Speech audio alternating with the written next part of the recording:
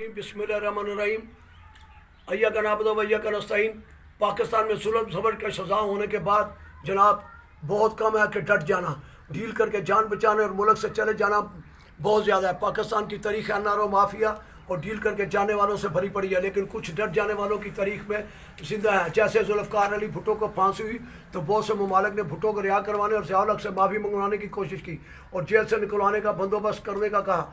जनाब सही हुआ या गलत, भुट्टो ने डट जाने का फैसला किया और फांसी पर चढ़ गए, लेकिन माफ़ी या डील नहीं की। और मियाँ नवाज शरीफ और इसके पूरे ख़ानदान ने डील समझौतों और माफियों से भरी पड़ी है। और 1999 में अप्रैल में मियाँ नवाज शरीफ के दूसरे दौर में बेनज़ीर भुट्टो और आसिफ अली ज़रदारी को सैफुर-रहमान चेयरमैन एहतसाब सर ने सज़ाएँ सुनाई तो बेनज़ीर लंदन जा चुकी थी और उन्होंने पाकिस्तान वापस आने का ऐलान ज़रूर किया, लेकिन जेल आने के लिए वो कभी पाकिस्तान नहीं और खुद साख्ता जलावतनी इख्तियार की और वापस आने के लिए परवेज़ मुशर्रफ से एनआरओ लिया।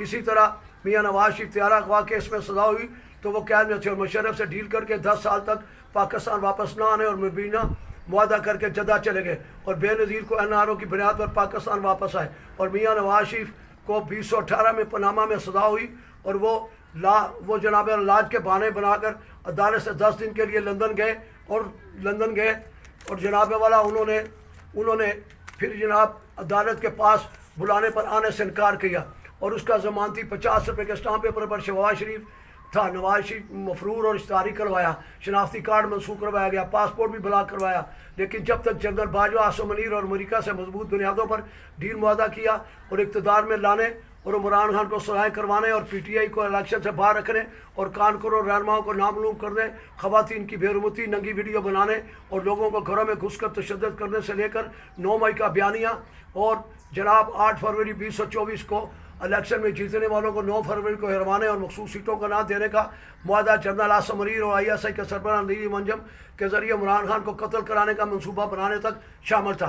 और इस तरह इसहाक डार जो नवाज शरीफ पर वादा हुआ था, पाकिस्तान आते ही सज़ा से बरी हो गए और नवाज शरीफ के बेटे भी सज़ा से बरी हो गए।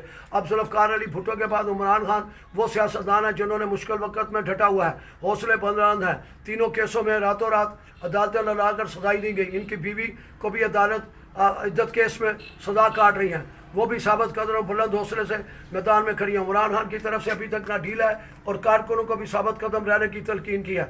और अब वक्त आ गया कि 6 अप्रैल को इस्लामाबाद आप लोग पहुँचे ताकि दूध का दूध और पानी का पानी हो सके। और जनाब आप देखें हमारे 50 लोगों को गुजरांवाला में 5-5 साल कारकुनों को कैद दे दी गई, जो कि ना उनको सुना गया ना कुछ, और 1 साल तक उनको कैद में रखा गया। तो जनाब क्या यही कानून है?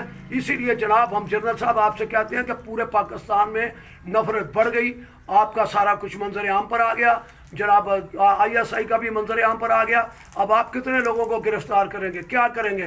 तो जनाब आपसे बेहतर यही है कि आप न्यूट्रल हो जाएं और इंसाफ करें और अपनी एक्सटेंशन लेने के चक्कर में शहबाज शरीफ की चमचागिरी ना करें, या वो तुम्हारी चमचागिरी कर रहा है या तुम उसकी कर रहे हैं। इसी तरह चीफ जस्टिस काजी फैज ईसा भी 3 साल लेना चाहता है। अगर इनको 3 साल मिले तो फिर सड़कों पर दमादम मस्क कलंदर होगी और फिर इस हुकूमत का भी तख्ता होगा इंशाल्लाह।